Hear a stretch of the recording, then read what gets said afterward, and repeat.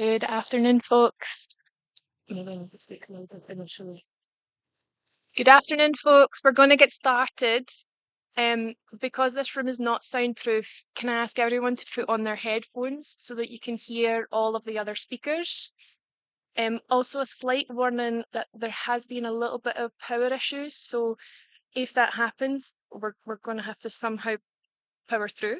But we'll cross that bridge when we come to it.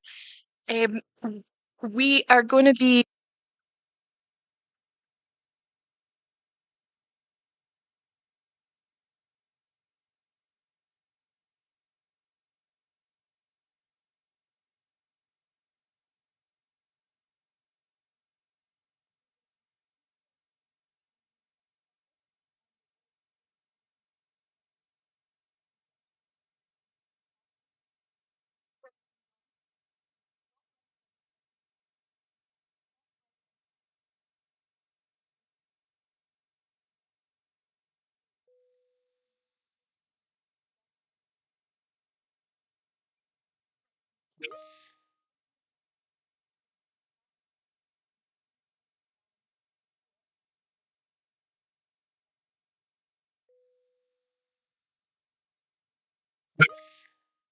Hopefully that's the mics now working again.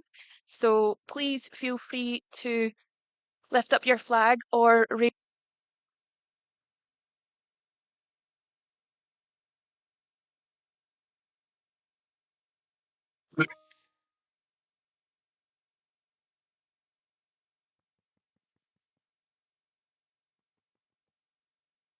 Yeah, but not working.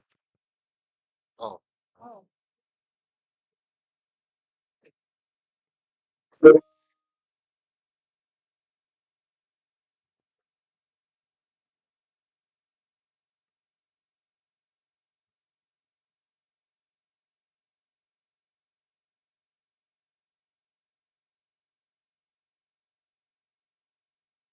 okay. Is that people hearing me now? Fantastic. So yeah, the floor is open. We encourage vibrant, engaged dialogue. So please go ahead.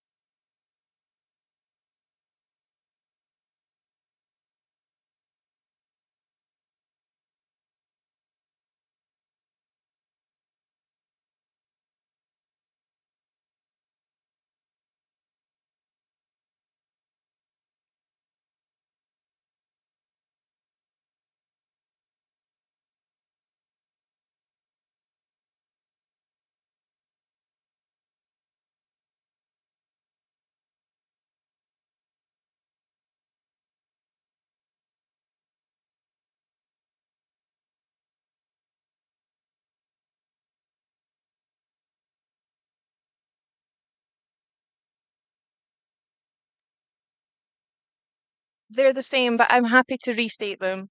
The first one is basically on lesson learned in terms of cross-border impacts of climate measures, including trade impacts, and what could be the role of trade in supporting nationally determined just energy transition pathways.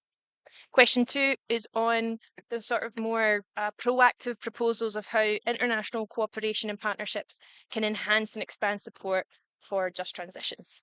So number one, lessons learned. Number two, ideas for international cooperation enhancing just transitions.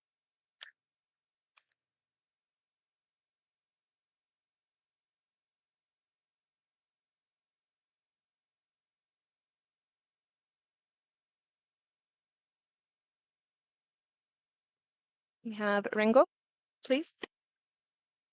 yeah. Hi, can everybody hear me? Yeah.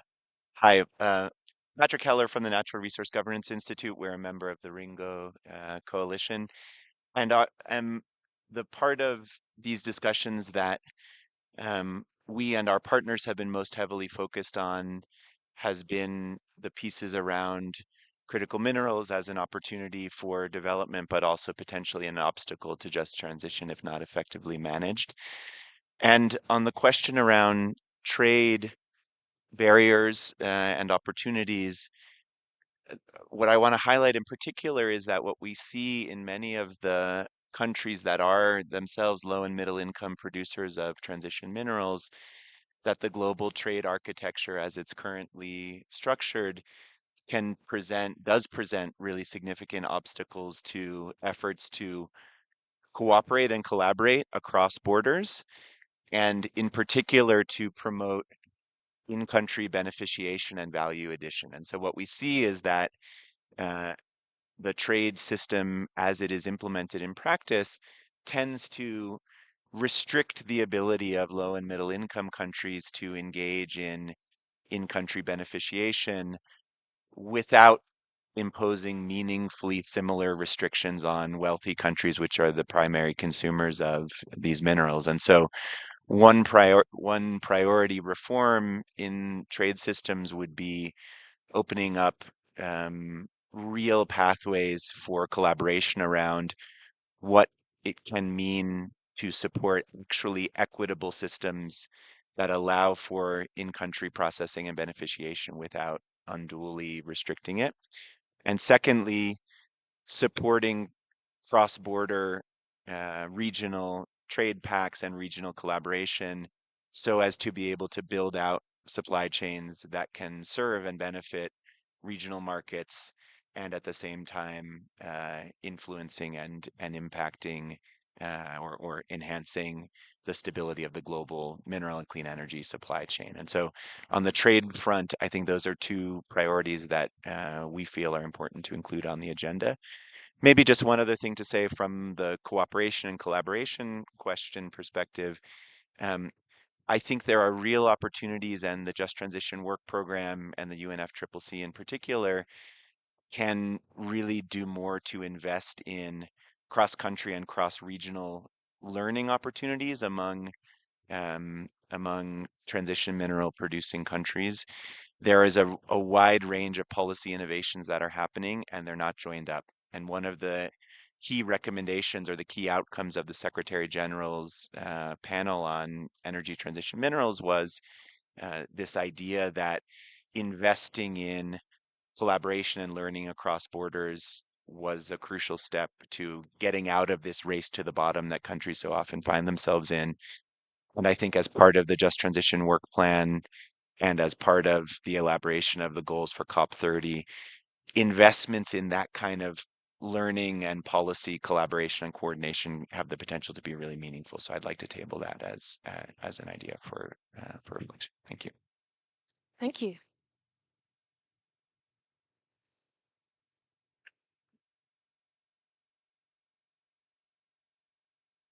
Anyone else want to come in to propose different ideas or respond to what you heard?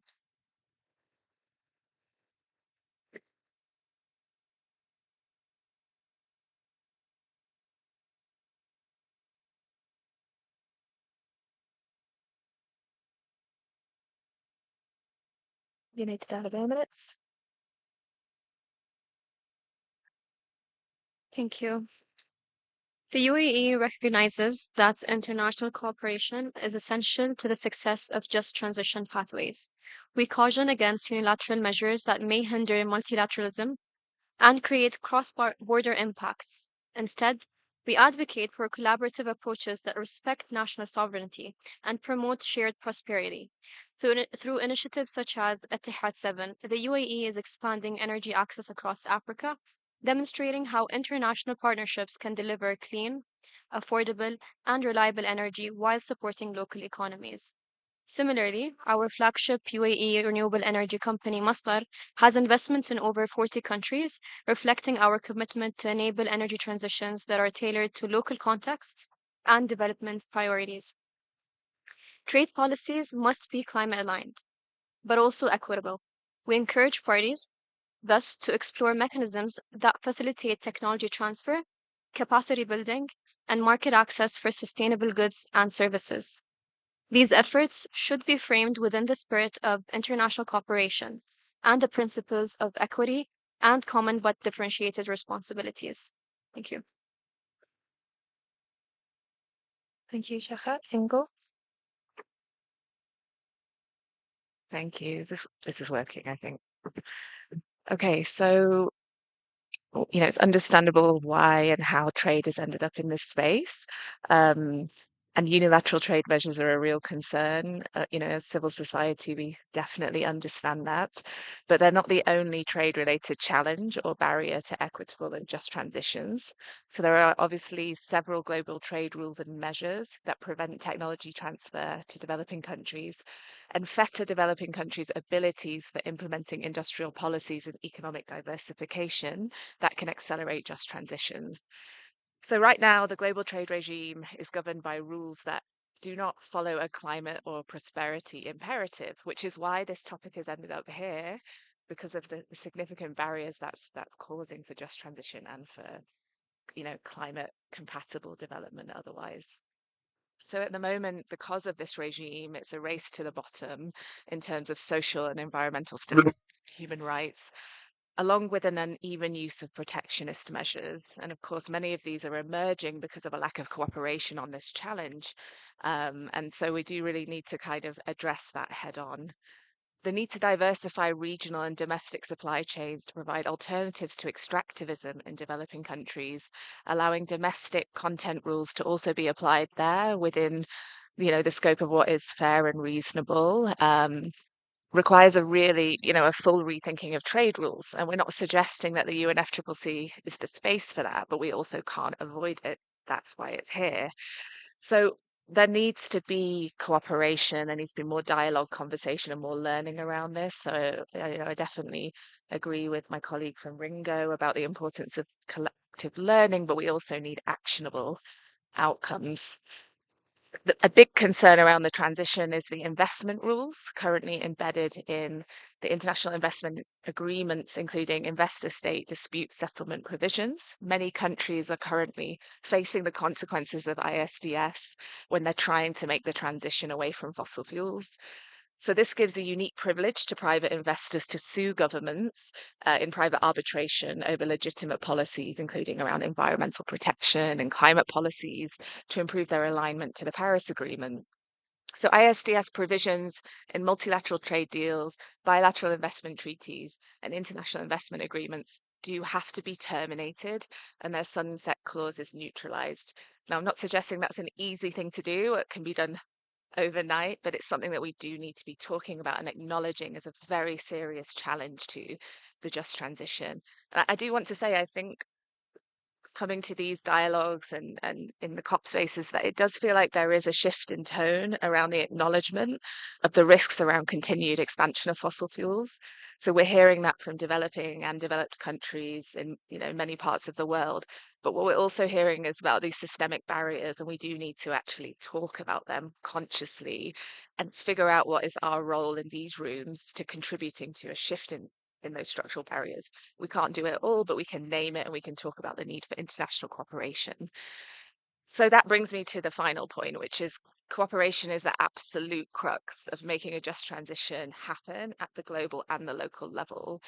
International cooperation is absolutely at the center. And we believe, as the ENGO constituency, that broader trade rules and measures, whether multilateral or unilateral, as they relate to or constrict domestic climate actions and just transition implementation, should be addressed by the Just Transition Work Programme. And we believe that a global just transition mechanism that civil society groups have been proposing can be helpful in supporting, practically addressing and talking about this issue, as well as offering learnings and coordination. Thank you. Thank you, Engel. I'd like to invite South Africa now to speak.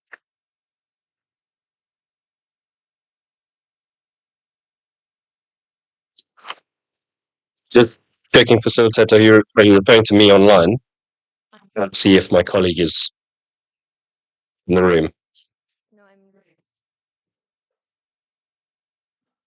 Okay, thank you. Um, yes, so a few points up front, just to say, in terms of overall across a few questions, I think to emphasize that domestic energy transitions are deeply shaped by trade finance and our cross-border systems, and the current unilateral measures risk undermining those pathways. And so that point has been made, and we want to strengthen that.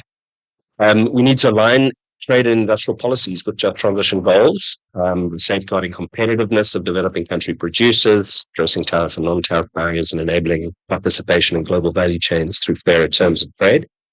I think importantly, and it links to some of the points made previously also by yourself, facilitator, around forging strategic partnerships that bundle finance, technology transfer, and capacity building to support industrial upgrading, economic diversification, in particular in sectors such as steel, aluminium, fertilizer, cement, and particularly around the critical minerals.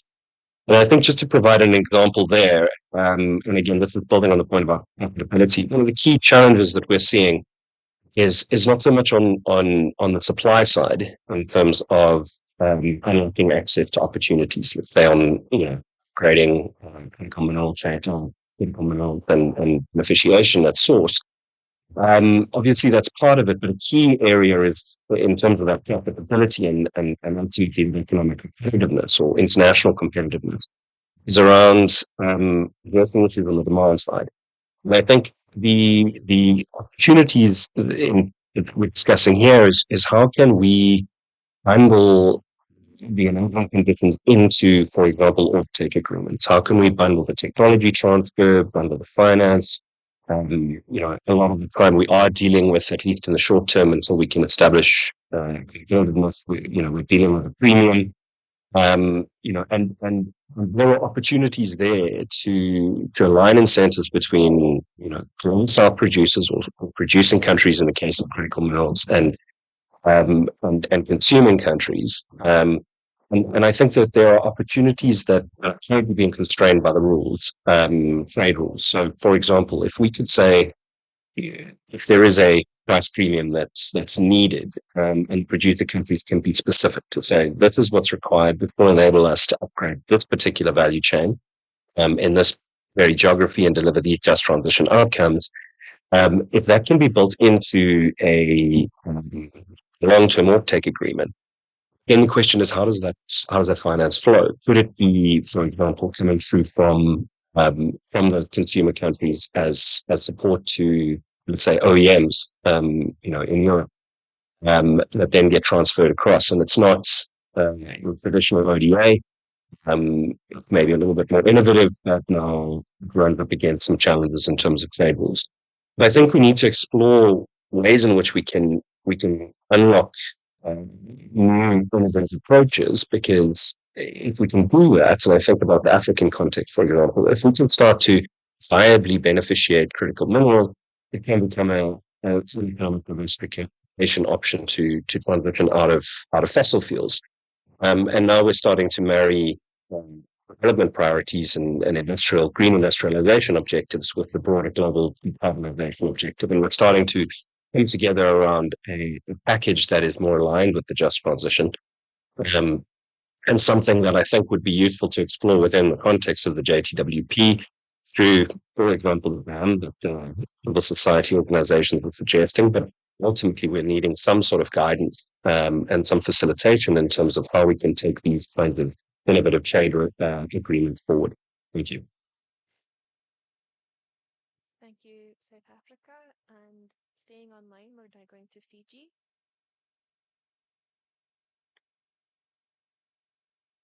Thank you, facilitator, and Bula Vinaka to all the colleagues in the room and online.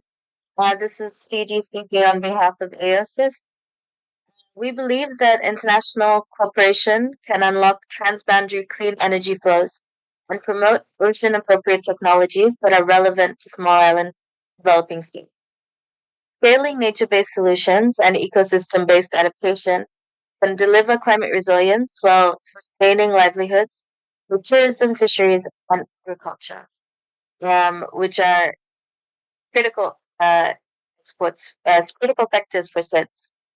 On the first question, small island developing states are particularly exposed to cross-border impacts of unilateral trade-related climate measures. While our exports might be smaller in volume, compliance costs and administrative burdens fall heavily on our limited institutional capacity. SIDS were not explicitly included in the European Union's commitment to assess impacts on least developed countries, which raises concerns about being sidelined despite our economic vulnerability and high dependence on imports and niche exports. At the same time, CBAM and similar measures are promoting wider adoption, carbon pricing, and emissions reporting, which could open opportunities for cleaner industry. For small island developing states, trade has to be part of the solution. Lowering barriers to renewable technology, facilitating access to low carbon goods, and embedding equity into global trade and climate governance so we are not disproportionately burdened. On the second question, international cooperation and partnerships are essential for making trade measures supportive of nationally determined just transition pathways. For small island developing states, this means technical assistance and financial support to navigate compliance requirements, build domestic capacity, and promote export competitiveness. A recent study conducted on the impacts of UK CBAM on Trinidad and Tobago also emphasized the continued importance of constructive international cooperation, particularly with the UK government, to potentially mitigate adverse economic effects of CBAM, provide valuable support for small island developing states, just and equitable transition towards a low carbon economy. Finally, we believe stronger coordination between the World Trade Organization and the UNFCCC is needed to avoid governance gaps that leave small and vulnerable economies exposed. Thank you, Facilitator. Thank you, Fiji. And now moving to Norway. Thank you very much. So we are now, this is an interesting discussion in the sense that it overlaps with many other agenda items that we have in the negotiations. For instance, this is very closely related. The first question is actually what the KCI and the response measures room are discussing. So it's not a new topic. It's something that we have worked with since the beginning of the convention. And I would just like to point that, of course, most of the countries have reported on lessons learned from cross-border impacts of climate measures in our reporting under the NatComs for many years. So it might be actually a good idea to take a look at what countries have reported and explained as experiences learned. Even though it's a way back, it's always good to know the history of what's happening and then use that moving forward. I would just like to take an example from Norway as well. It's a bit overlap between the questions of the different topics that we have had this week, but as Norway is a country where we have close to 100% renewable energy in our electricity mix, we are 97% hydropower based. But as everybody knows, there are natural fluctuations in water and so on that will affect that percentage. So in that comes back to the international cooperation part. So to secure enough energy or electricity, we have interconnectors with 7 other countries and a free market for electricity between these 7 countries. And that is it's both energy security, but it has some issues that is interesting to look at and learn from. Is that of course when you have a free market, you also have a free price, and the market sets the price, which is interesting because that goes straight in. Price is also something that we often discuss in the just transition umbrella, because that's what affects the consumer the most, the price they pay, not only if they have electricity in the socket, but what it costs. And there we can also learn from each other how different country addresses this topic. So I think that might be an interesting topic to explore and learn from each other, because many of us are in the same situation. And that is also an example, as I said, on how important international cooperation is to ensure our just energy transition pathways. We cannot do it alone, as you said in your presentation earlier. And last part is it's more it's not a position or anything, but it's a bit interesting that we are discussing nationally determined just energy transition pathways, which is unilaterally decided. And then we are saying we should not use unilateral measures at the same time, because nationally determined is unilateral decided. So it's a bit a circular discussion we are having for what is okay to have unilateral decisions on, and what is. So I find it's very difficult to actually answer the question because it's circular. But that's more an observation than anything else. Thank you. Thank you, Norway. And now to Denmark. Thank you very much. I speak as Denmark, a member of the European Union. And we believe in the important role of international cooperation, as the global nature of the climate crisis call for the widest possible cooperation, and that such cooperation is a critical enabler for achieving ambitious mitigation action and of just transition pathways towards achieving the goals of the Paris Agreement. Trade policy at the national, regional, and international level can help accelerate the energy transition and contribute to improving market access conditions, harmonizing regulations, phasing out inefficient fossil fuel subsidies, and ensuring the distribution of environmental goods and services to boost domestic production capacity. Creating open, clean, and fair markets is critical to supporting the just energy transition. This helps ensure access to energy goods and raw materials needed for the energy transition, spread green goods and services by facilitating market access for green tech industries, and encourages the adoption of climate-friendly policies by all parties. Multilateral, bilateral, and autonomous trade tools can be used for this purpose. The growing number of energy efficiency requirements for consumer goods can help to reduce domestic energy consumption and related GHG emissions by excluding the most polluting goods from the market, promoting and developing coherent regulations and alignment with international standards, including for the measurement of carbon emissions embodied in traded goods or energy efficiency, can minimize regulatory cost and duplication while helping achieve climate action goals. Carbon pricing, such as taxes on carbon-intensive goods, can be an effective tool in reducing global GHG emission. 2/3 of all nationally determined contributions, NDCs, submitted by governments to achieve emission reduction targets under the Paris Agreement consider the use of domestic carbon pricing schemes. Coordination of internal taxes, including carbon pricing, can be achieved through various international platforms.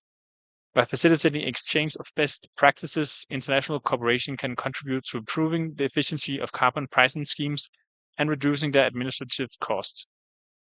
Whilst we need to be aware that climate measures can also have impacts on trade or on international partners, we all know that we need measures to combat climate change.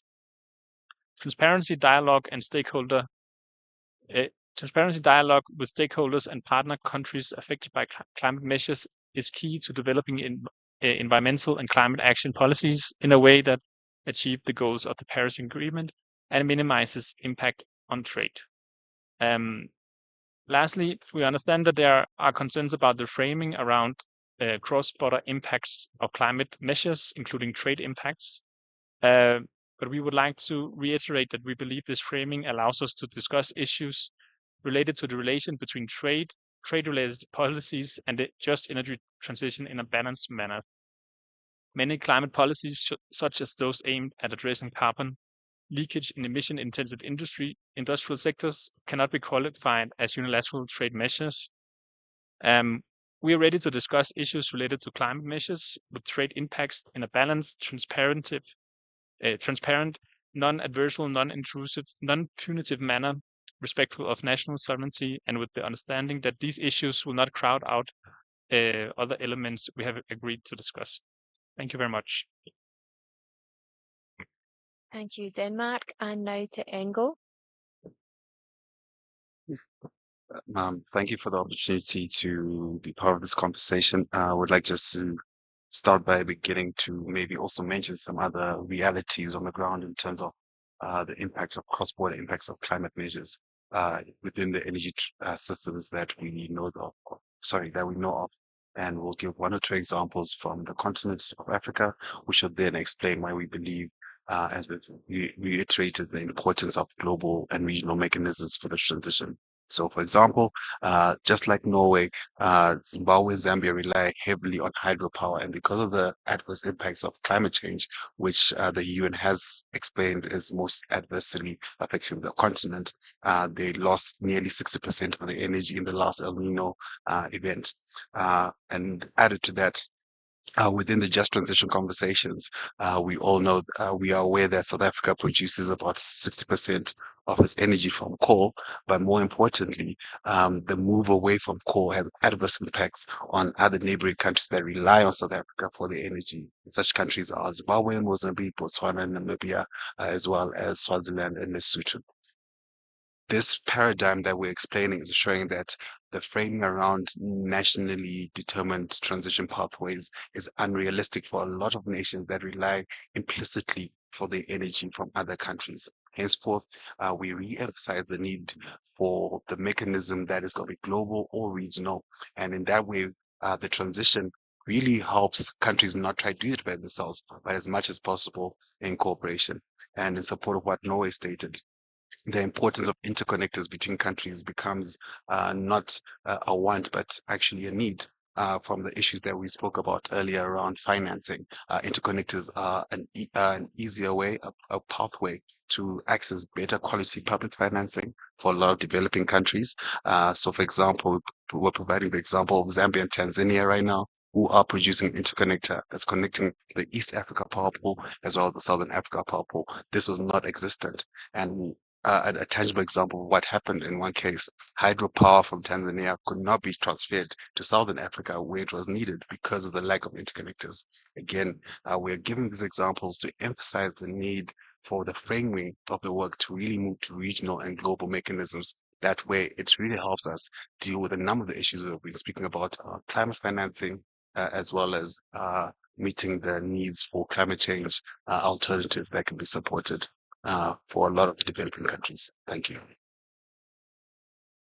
Thank you, Engo. And I think we move to Australia now. Thank you, facilitator. A lot of the conversation here today has been at the global structural level and some of the important issues that are emerging in this space, but also just wanted to touch on other ways that international cooperation can enhance nationally determined pathways. And I think the Just Transition Work Program should promote and put a spotlight on such partnerships while ensuring the outcomes remain country driven and equitable. And there are many examples in this space, and we've heard some today already. I've spoken yesterday about Australia's climate infrastructure partnership with Indonesia, which illustrates how bilateral cooperation can blend investment, workforce transition, and social dialogue. And this partnership mobilizes finance and expertise to accelerate Indonesia's shift to clean energy and resilient infrastructure. It supports renewable energy projects, grid modernization, and low emissions transport, while also fostering sustainable urban development and climate resilient investments. But sometimes just transition cooperation happens without necessarily being called. Australia integrates, I guess, what can be called just transition principles into its climate-related development cooperation, including with Pacific partners, ensuring both economic and social benefits are paired with this approach. And this approach supports inclusive growth, promotes sustainable livelihoods, and addresses the vulnerabilities linked to climate change. And so prioritizing equity, resilience, and community participation, we can help ensure that climate action delivers shared prosperity and empowers local communities while strengthening regional partnerships for a fair and sustainable transition. And we look forward to showcasing that in more detail if indeed we are successful in our bid to host COP31 in partnership with the Pacific. Thank you. Thank you, Australia. And I think now to Armenia. Just a warning that we have about 2 minutes left. So if you haven't spoken but intend, please put your flag now.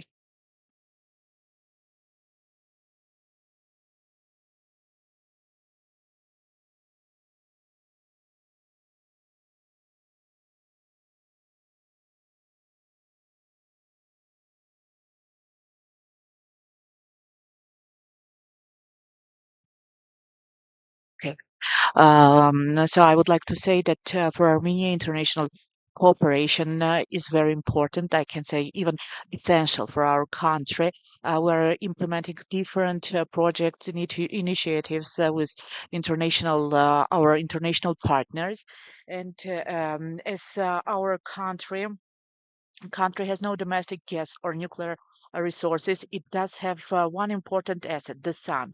The government and the private sector are working together to scale up solar generation to ensure energy security and to cut both emission and fuel import costs. The Maastricht 1 project is Armenia's first large-scale solar power plant, and it represents a landmark in the country's effort towards just sustainable energy transition. Uh, just a minute. The International Finance Corporation, a member of the World Bank Group, the European Bank for Reconstruction and Development, and the European Union have signed on to support the development of the first utility-scale solar power plant in Armenia, which is also the first for the Caucasus. The 55 megawatt power plant facility located in Maastricht municipality will boost Armenia's a supply of renewable energy and will help to the country reduce its reliance on imported fuels. The Maastricht solar plant is expected to generate more than 125 gigawatt hours of electricity, and the project will displace the release of 40,000 tons of carbon emission annually. Nearly 70% of Armenia's electricity generation depends on imported fossil fuel. It also has the potential to provide a range of new jobs, create new industrial opportunities on the region, and contribute to economic growth. Thank you. Thank you, Armenia. I see Kenya in the room. Please, Kenya. Thank you very much, co-facilitator. And first of all, just wanting to align with most of the points which have already been raised and emphasize that the energy transition that's required is not just a domestic agenda. It's shaping global trade, and therefore the importance of having and anchoring this discussion on international just transition conversation. So the domestic policies are unilateral in nature, but important that the whole conversation around international and global just transition that is being discussed at the UNFCCC does not inhibit development in developing countries. I think many have already mentioned, particularly our colleague from ENGO, in terms of the examples Africa faces, for example, with the spot shrinking physical space, deepening dependency in the context of this trade distortion, which needs to be addressed. One point is around the technology that's largely from the developed world, and how that and trade around, sharing and transfer of technology is also part of that equation. Climate-related measures by others, and we've seen and learned from the example of the EU CBAM and the EU deforestation regulation, which are likely to limit exports from African countries and ensure that this does not create more complicated situations in our continent. I think it's going to be an important conversation that needs to be had. And trade rules on lowering or eliminating custom duties on environmental products towards low carbon development. Global standards for environmental protection and mining can also contribute to reducing policy space for African countries to develop productive capacities for domestic manufacturing of green products. I think the point, I don't want to emphasize that, has also been mentioned around the share of fossil fuel products in the overall export baskets and how that is significantly impacted by foreign exchange earnings. I think overall, we believe that this work program has the scope to provide, whether I know we've said that we are not determining the trade rules in this space, and it's obviously outside the scope of the UNFCCC, but ensuring that we send signals, principles that we can agree to, grounded on CBDR, equity, the right to development, and the things that we have agreed to, I think is going to be important in shaping just international transitions. Thank you. Thank you, Kenya. And at that, I will close and hand over to our next facilitator. Thank you, everybody, for a really rich discussion. I definitely learned a lot here too. So thank you for that. Bye.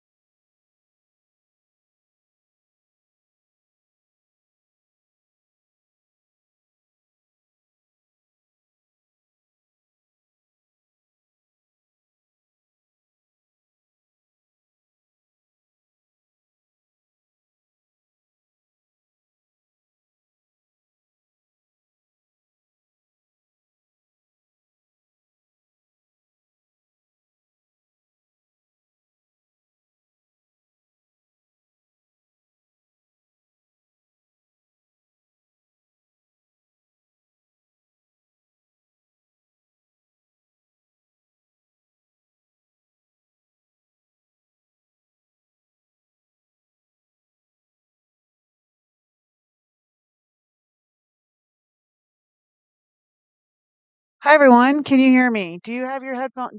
Are we wearing our headphones or not? I'm not sure. What are we doing? Headphones? Yes? Okay. Because I see like we got people way down at the other end of the room. There, hiding in the corner, but you won't be able to hide for long. Um, okay.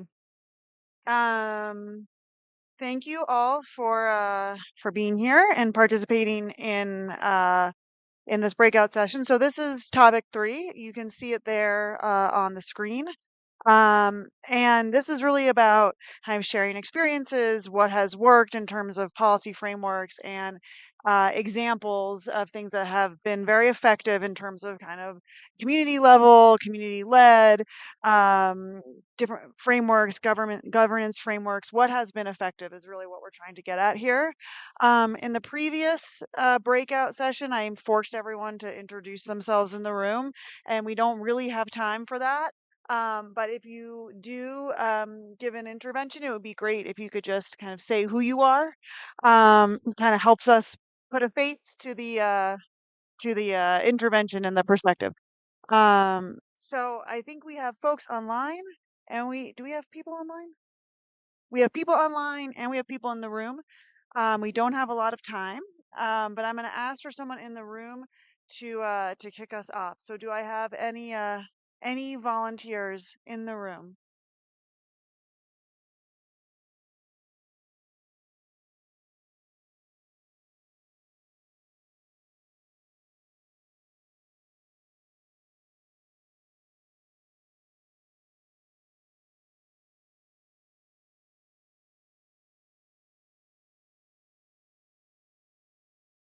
Well, I'm going to have to just call on somebody then.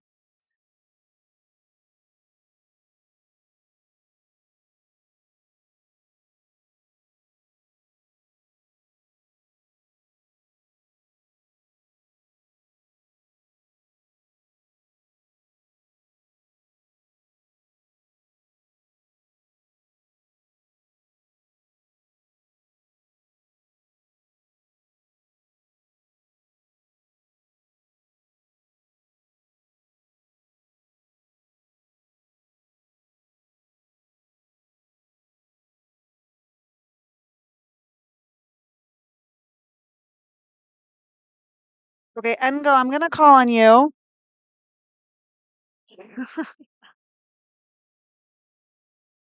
You're not shy. You can go ahead. Dear facilitator, shyness and not having information are two very different things. But for the sake of breaking the ice, I think I'll Wait, just you're kind of hard to hear, even in the. sorry. For the sake, can you hear me now? Not really? Might be a. Oh, whoa. Okay, now try. Taco, can you hear me now? Okay, fantastic. I think we'll just reiterate, as Engo stated before, in the plenary session around broadening our idea of the institutions and partnerships that can lead to the change that we desire for just transition. I think a lot of our conversations, and rightfully so, have focused on global mechanisms, the party-led processes, as well as private sector development, because these are all important stakeholders. But we believe that we need to broaden that participation through other institutions. So, for example, our colleagues from the IPO have mentioned the importance of FDIC, and that should be inherent within our just transition processes as a manner and a means for us to actually get collective participation and governance in the work that is done. And also, we also mentioned the importance of acknowledging and understanding cooperatives and social enterprises as part of community-led approaches. We are aware that there are some works that are being done through other UN processes, through the International Labour Organization, and they do acknowledge that more than 500 million people are involved in some form of just transition activity. And I think the Just Transition Work Program should acknowledge the work that's being done, and that should be part of providing a whole of society approach, as we have been advocating for in terms of the results of the program. Thank you. Thank you very much, Engo. I'm going to go to Youngo online.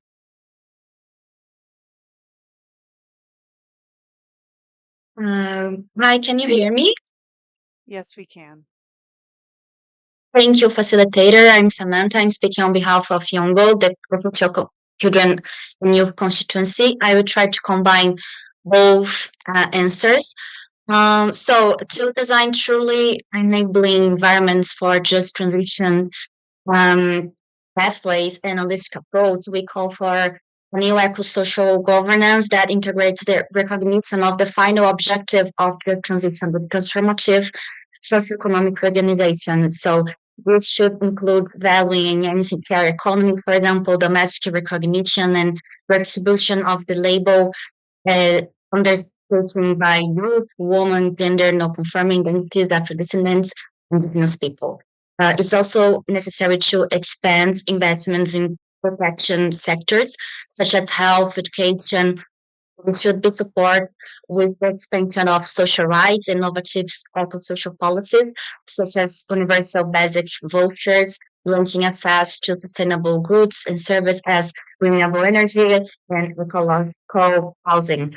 Strong redistributive policies are essential for financing and reduce social inequality, including progressive taxation, wealth, irritances, and polluting industries, as well as limits in excessive income and per capita consumption.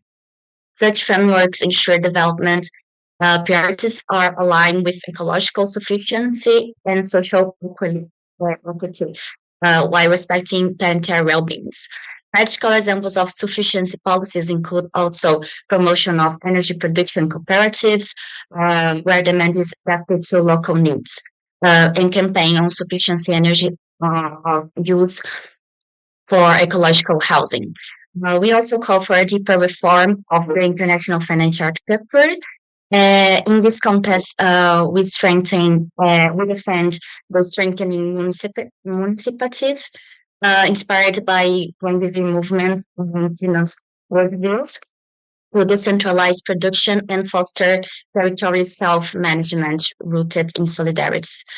Governments must support community organization, enhancing participatory democracy through popular committees in decision making, such as advisory and deliberative councils with the most affected civil society, including youth and scientific communities in all the process.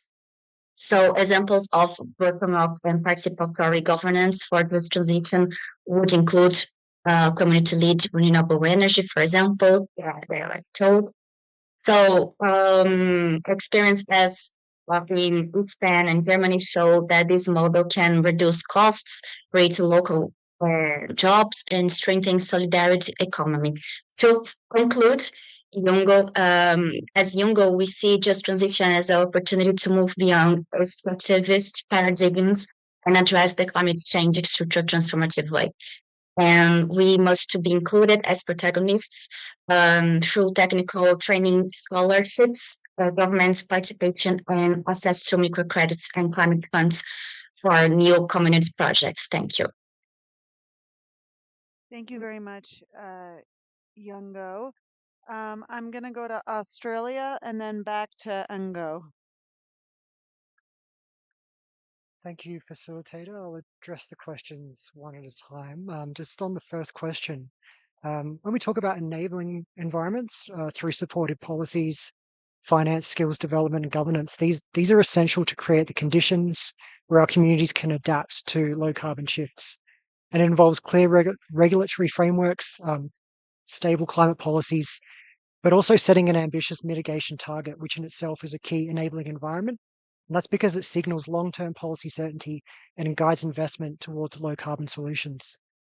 Economic diversification will reduce dependency on carbon-intensive industries and can spread risks and create new sustainable livelihoods.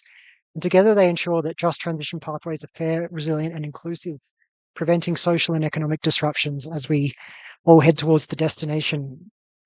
Enabling environments should reflect national development priorities, supported by stable regulatory frameworks, integrated roadmaps, and transparent consultation. It should also involve support for micro, small, medium enterprises, Indigenous partnerships, and social protection, because this can ensure economic diversification, benefits localities, and maintains the fairness in our transitions. Just moving on the second question, it calls for examples, and I'll touch on 3 such examples in Australia that speak to just transition pathways in this context. Community-led governments frameworks, such as Australia's First Nations Clean Energy Strategy. This is a strategy that's a 5-year national framework for action that will help all governments, industry, and community members work together to create opportunities for First Nations peoples so they can make their own choices, but also gain the social and economic benefits through the transition that Australia is going through. Regional workforce transition plans, these identify the employment and skills that will support skill supports that are needed in each region. And they're developed in consultation with workers, communities, unions, employers, and different levels of government, just touching on the importance of that need to coordinate across different levels and with different actors. And finally, the Carbon Farming Outreach Program, and this supports Australia's farmers and land managers to make informed decisions to manage emissions and store carbon. And just finally, embedding free, prior and informed consent for Indigenous peoples, youth engagement and participatory planning.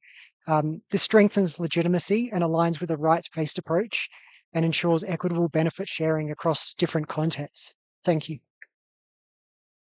Thank you, Australia. To Ngo and then to Denmark. Thank you so much. We really appreciate being able to take the floor again. My colleague, Dr. Kudo, was able to ad-lib because our notes just vanished. So I do endorse everything he said, but I just wanted to add a couple of points. So there's obviously a consensus on the importance of participation, inclusion, consultation, and consent from multiple stakeholders when it comes to designing the just transition strategies and pathways at the national level. And as you know, we're here representing Climate Action Network International, which is a global network of over 2,000 civil society organizations in more than 130 countries across 6 continents. So we work together and with our fellow constituencies on a couple of ideas. And we've done this in a way to the best of our ability that has been participatory and inclusive, learning from how you have dialogues, how you ensure voices are heard, how you deal with the sticky issues of consensus. So we've been through this process over the last year. in that process, we reviewed the literature on what works on just transition at local level, because many of our members are involved in implementing just transitions, as are those in the other constituencies. And we really feel that there are two things that have emerged out of this work that we feel are critical to helping us all drive forward a just transition work program with actionable outcomes that we can all be proud of. So what are they? The first one, which some of our colleagues here today have mentioned already, is some set of guiding principles for just transition, incorporating participation rights that would ensure the right institutional arrangements for participation mechanisms. Participation is expensive, it takes time, it requires expertise. It's not something that is done super, it has to be planned, it has to be implemented, and we have to take the learnings that we have from so many participatory processes across the world. So in order to do that, we need some form of principles, right? We need to be able to lean on what's out there in the world. So some of those examples colleagues have already mentioned, I won't belabor the point, but around, robust and inclusive consultation mechanisms, which need to be instituted at the national, regional, and local level. The funding and finance, of course, to support those, upholding FPIC and the rights of Indigenous peoples and all peoples, and ensuring the most affected communities, whether that's fossil fuel workers, whether that's marginalized women and girls, whether that's minoritized communities or those living on lands that are going to be used for the transition, ensuring that they're involved and have access to grievance mechanisms as well. So there's actually a legal process where they can register their concerns. So there's the principles side, which we've listed out. We're happy to sort of reshare. It's in our submission. But we also think that they should be applied into the way that the UNFCCC handles just transition, ensuring that constituency observers have a seat at the table in the coordination of a global just transition mechanism, which would ensure that we're bringing the learnings together that we're talking about, and we're having the conversation in an inclusive and dynamic way. So this is not to take away from the notion of nationally driven transitions, but it's about hearing from voices, including at the national level, that this transition is going to be affecting. The second thing is, we're advocating around this idea of some form of global mechanism. And we feel that, we have mentioned it, our colleagues have mentioned it, it's been mentioned in many rooms, but it's not necessarily being reflected back in the back. So we did want to re-emphasize that there is a value in what we're proposing, and it's coming from civil society and it's coming from all parts of the world. So it is something that we would advocate that our colleagues do take seriously, reflect on, and offer us feedback if you have, rather than just kind of pushing it to the side and not addressing it. Thank you. Thank you, Engo, and nice job first, Engo, just talking off the cuff. That was good. Now I'm going to go to Denmark. Thank you very much, and I will try to answer both questions. Creating enabling environments begins with coherent cross-sectoral policies that link climate action, energy security, economic development, and social protection. The EU emphasizes holistic just transition strategies that address economic, social, and environmental dimensions simultaneously. This includes reskilling programs, regional development funds, social dialogue platforms, and ecosystem protection measures. Just transition pathways must foster economic diversification to reduce the dependency on fossil fuel industries. The EU supports investments in renewable energy clusters, green manufacturing, circular economy initiatives, and sustainable tourism as alternative economic drivers. EU structural funds and the Just Transition Fund provide grants and loans to support regional economic diversification, aligning with national development priorities. Inclusive governance is central to enabling environments, and the EU promotes tri-party social dialogue, multi-stakeholder platforms, and participatory decision-making mechanism, ensuring that workers, local communities, SMEs, civil society, and public authorities co-design transition strategies. The European Social Dialogue and the EU-funded capacity building programs demonstrate that participatory approaches enhance policy acceptance and social legitimacy. Then a few examples on cooperation in the EU. So across the EU, community energy cooperatives exemplify participatory approaches in countries such as my own country, Denmark, but also Germany and Spain. Cooperatives allow citizens to own, develop, and operate renewable energy projects from wind turbines to solar panels. This approach enhances local buy-in, strengthens social acceptance, and ensures that economic benefits such as revenue and jobs stay within the community. Participatory frameworks integrate local stakeholders, municipalities, civil society, and indigenous communities into the decision-making. EU programs such as Horizon Europe's social innovation in energy projects and the Covenant of Mayors facilitate co-designed energy transition strategies, ensuring that projects reflect local priorities, social equity, and environmental sustainability. Participatory approaches must link local, regional, and national governance, and the EU encourages integrating social dialogue, multi-level coordination, and technical support into local projects, ensuring that communities have both voice and agency in transition planning. This approach aligns with ILO guidance and just transition and ensures no one is left behind. Bottom-up approaches are reliable, are replicable and adaptable, and lessons from EU pilot projects and community-led initiatives demonstrate that local governance, stakeholder ownership, and inclusive planning can be tailored to both rural and urban context across energy types and socioeconomic conditions. Thank you very much. Thank you, Denmark. Now I'm going to go to Fiji online.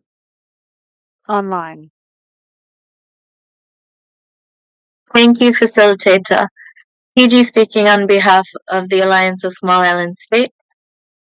When looking at holistic approaches, we see the role of oceans, despite being central to SID's geography and economies, remains marginal in global transition discussions.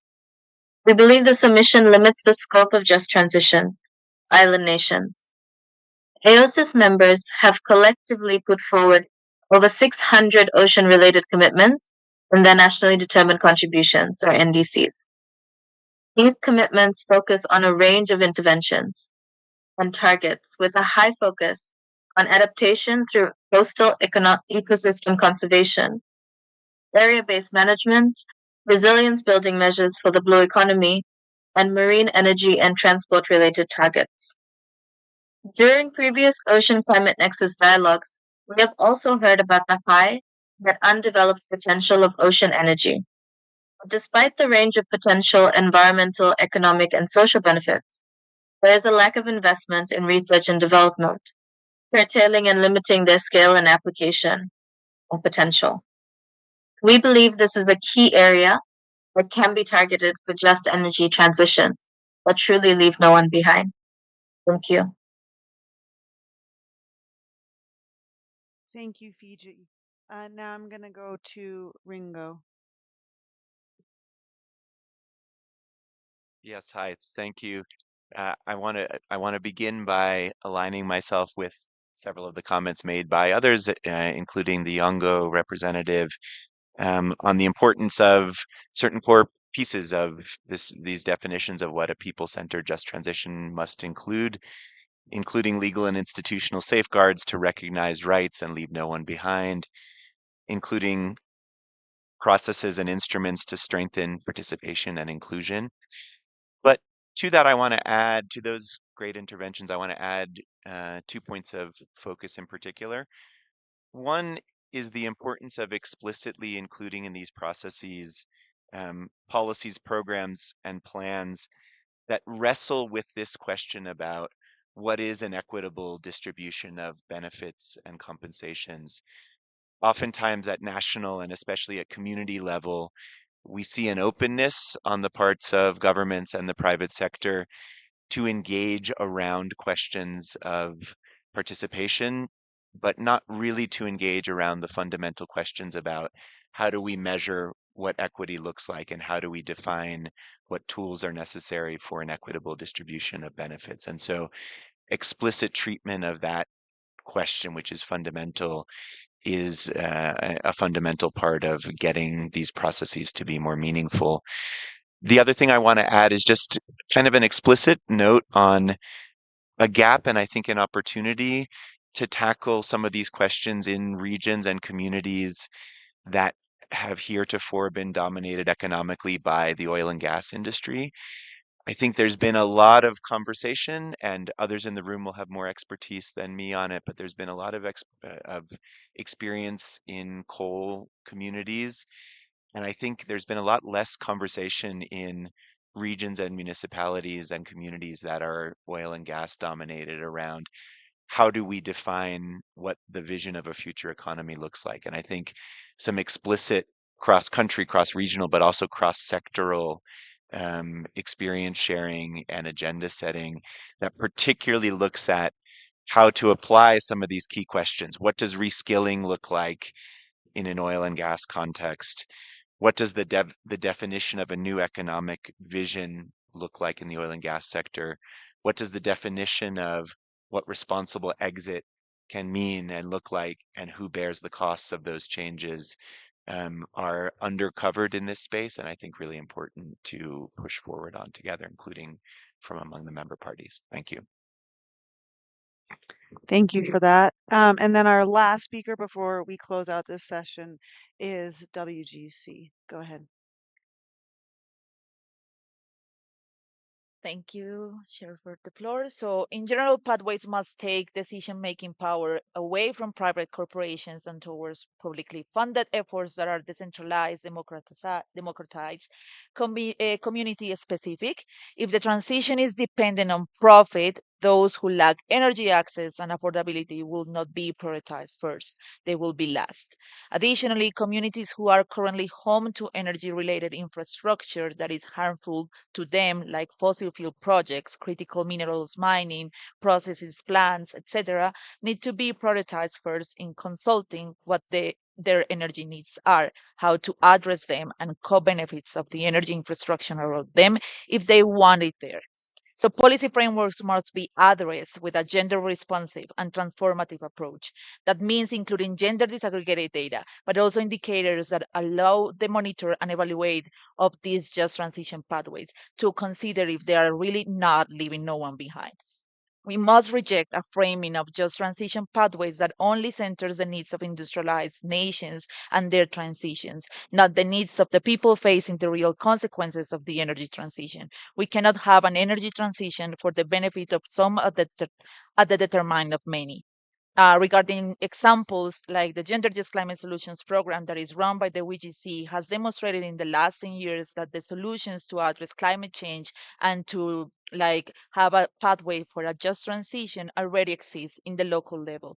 So solutions that are gender responsive and intersectional already exist, and we just need to support and strengthen them. Also, I suggest like the GISCR report on gender transformative approaches for just transition as a really good example. Thank you. All right. Thank you very much, everyone. This is going to close out topic 3. Thank you for your participation. Have a good next session, and we'll see everyone back in the plenary. Thank you. Sorry, just to update, some of the other rooms are still ongoing, but since there are no more interventions in this room, as Jade said, we'd close the session here, but please stay in this room and the next facilitator will be here shortly.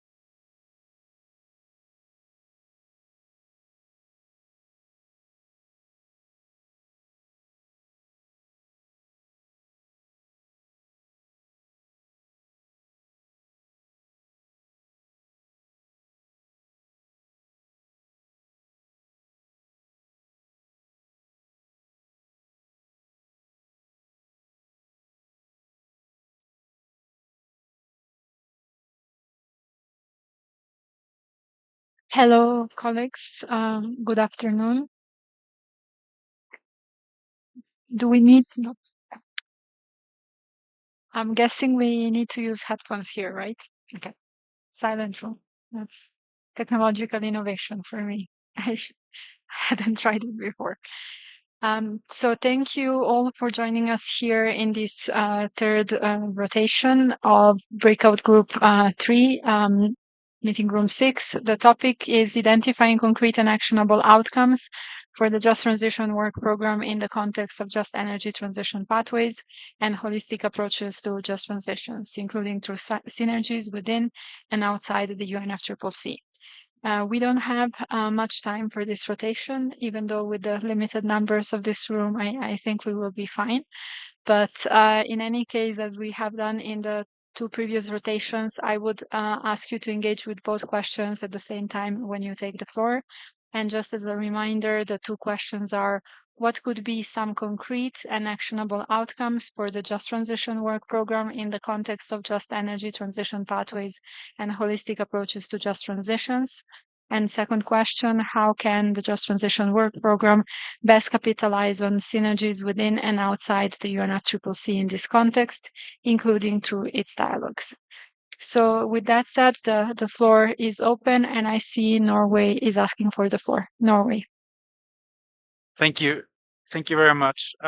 So I will answer them in one together, because I think they are a bit combined. It's very clear that there are clear synergies. We saw that from Damon's presentation earlier. We have seen it throughout the work program, some infinite stages of the starting phases of the work program. And it's very clear that Just Transition Work Program is not contained just in this work program. Just Transition is part of the work of the technology mechanism. It's part of the work of the PCCB. It's part of the work of the finance team, the rooms, and that's what. So we need to then capitalize on the fact that all these bodies are already working on just transition and make them better equipped and even I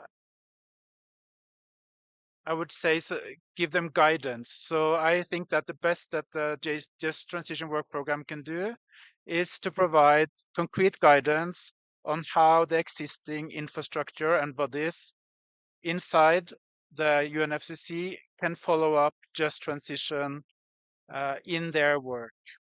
And I've said that yesterday that, for instance, the technology mechanism is starting the development of its 5-year work program in January. So it's the perfect timing for giving guidance to the technology mechanism. We should also be aware that there are guidance given on just transition to the Green Climate Fund and the JEF. So these are also places where we need to make sure that the synergies are flowing in both directions, both to the funds and back from the funds from their concrete experience with implementing their guidance. Thank you. Thank you, Norway. I see no other requests for the floor in the room at the moment.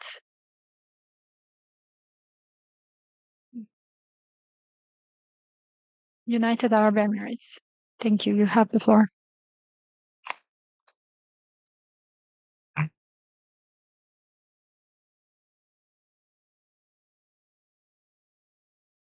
Thank you. The UAE believes that the UAE Just Transition Work Program must evolve from conceptual framing to concrete delivery. We support a proposal of a Just Transition Technical Assistance Network, which can take forward a multi-year work plan with agreed focus areas that will support operationalization of the Just Transition approaches across mitigation, adaptation, and means of implementation. These should be embedded in nationally determined instruments such as NDCs, NAPs, and LTLEDs, informed by the outcomes of the first global stocktake. We are confident that COP30 is in a position to deliver a decision that encourages parties to address just transition pathways in their national climate strategies while respecting differentiated national circumstances. The UAE also supports strengthening institutional arrangements under the UAE Just Transition Work Programme to enable focused technical assistance and knowledge sharing. These arrangements should be built on the success of the global dialogues and the high-level ministerial roundtables and be clearly mandated with deliverables that enhance implementation. It is crucial that the UAE Just Transition Work Programme is not diluted or merged with other agendas, but remains a distinct and inclusive platform for advancing climate ambition through diversified development pathways. Thank you, UAE, for your intervention. I see Kenya. Kenya, you have the floor. Thank you. Thank you very much, and thank you for this opportunity to reflect on these questions. I think as we had in the presentation, of course, there are elements of just transitions being covered in different work streams within the UNFCCC. Not quite clear in terms of the understanding and the details of the considerations that we are looking for. For example, I remember we had a workshop under the SCF, which was held in Bangkok, that looked at financing the just transition. And there, of course, the title says financing the just transition. And the questions that came through there were, what can we do beyond, in the context of Article 2.1c, for example? So I think the experts there were looking at that. But then after that workshop, what happens next, I think is the mandate of this work program, really to help when it comes to finance and means of implementation. What aspects of what is going on in the real world that affects both in terms of creating barriers or opportunities and challenges for sustainable development for different countries that need to be considered within the context of just transition. And that is why we feel this work program was created to really move beyond these conceptual discussions and mentioning just the word just transition, equity, and CBDR, but really providing signals and guidance where it's required in terms of helping all actors and stakeholders in integrating justice and fairness in climate action. In terms of addressing the challenges that countries are already facing, we've heard from the previous discussions around trade. So trade is an issue that's being addressed in a different body, but then the elements of justice and fairness that need to come through from this work program. That's why I think as the Africa Group and as many of us, we called for a concrete outcome that really is defined through our work here. In terms of developing a framework, it could be tools, it could be principles, it could be sets of concrete deliverables that need to be undertaken through this work program. And at the end of the day, provide guidance and signals to both the processes within the UNFCCC and outside. And we believe that should be a concrete outcome that needs to be pursued.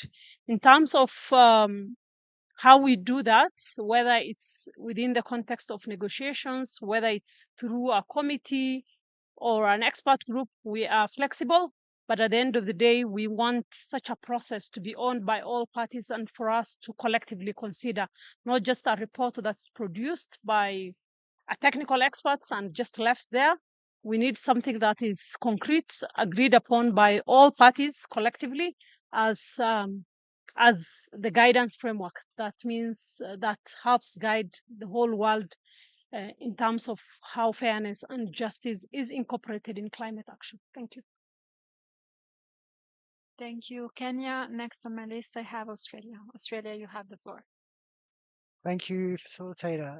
On the first question, I think we have a fantastic opportunity ahead of us to shape some outcomes for this work program ahead of its scheduled review in 2026. I've been fortunate to enjoy some amazing food here in Ethiopia, and I'm sure, like in any restaurant, a chef checks what ingredients are in the pantry before buying new ones, making use of what's already available. And I think that's something that can be applied to our work here, and we can have a good look at what's already out there.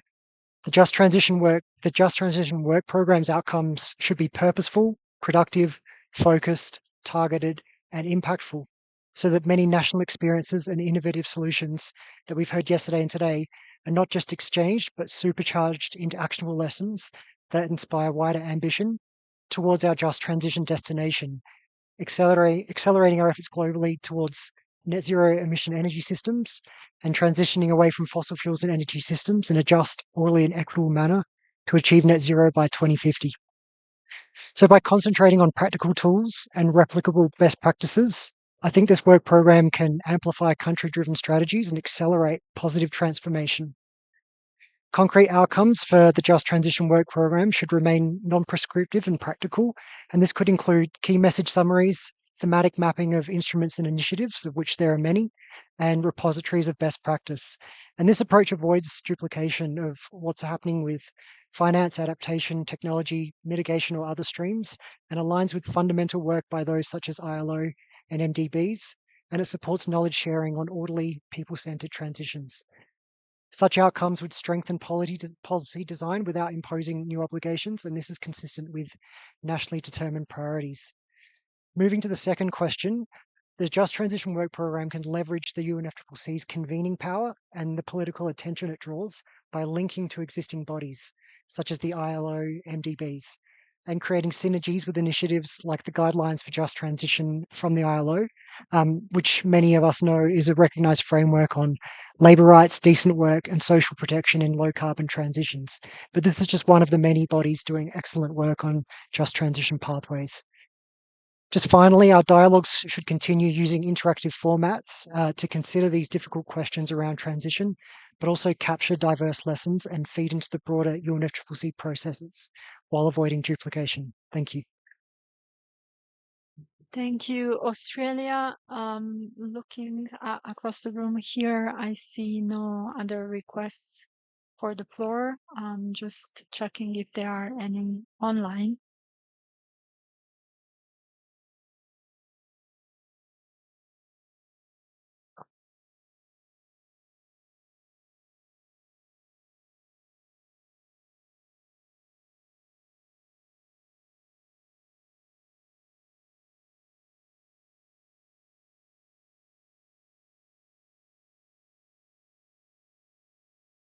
I recognize Denmark. Denmark, you have the floor.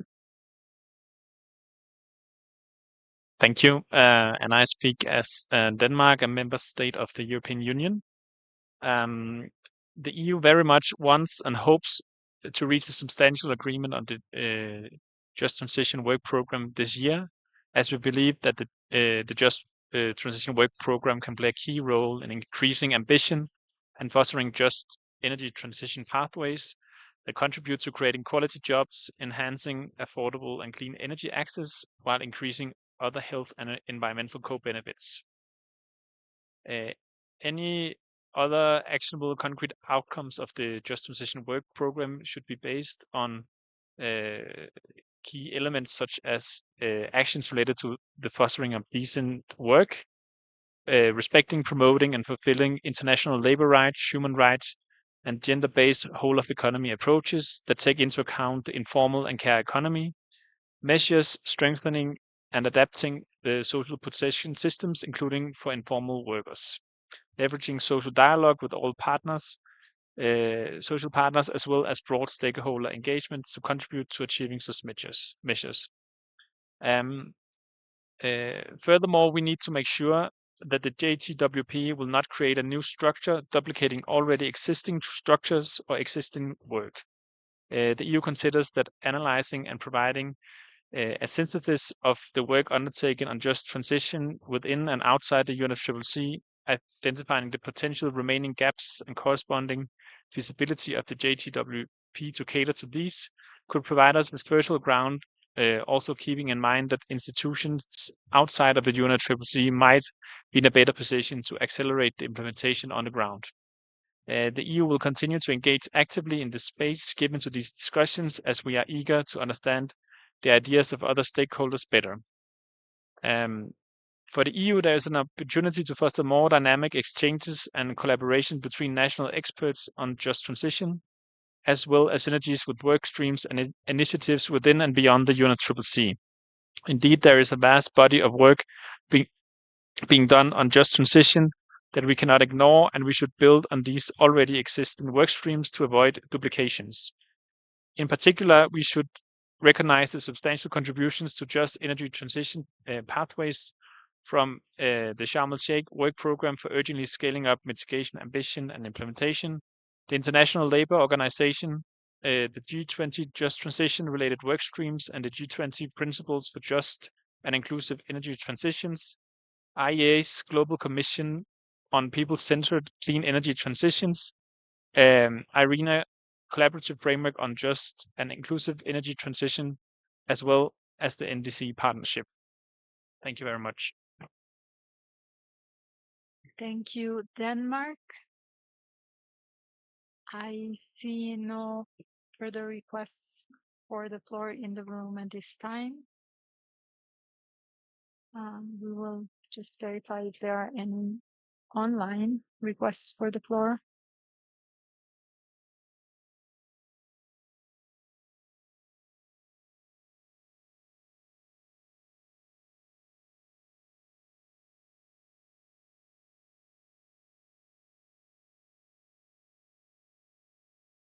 Seeing no other requests for the floor, we will close here the breakout group.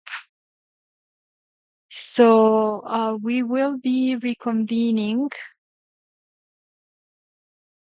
Let me just verify the exact time at which we'll be reconvening, but we will be reconvening in meeting room 1 around 2:10.